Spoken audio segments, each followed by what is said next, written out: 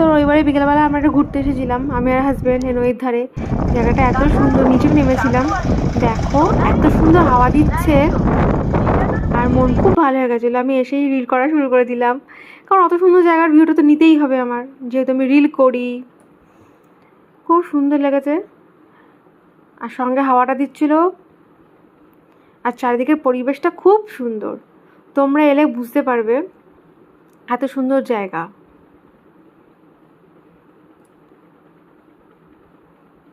দেখো নিচে নেমে গেছিলাম পুরো আমি।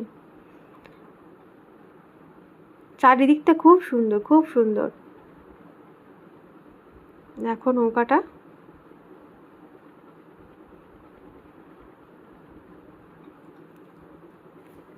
মন খুব ভালো হয়ে যায় এরকম পরিবেশে আসলে। আর যেহেতু আমরা নদীর ধারে থাকি, তো ঘোরা হয়ে গেছে, আমরা চলে যাচ্ছি।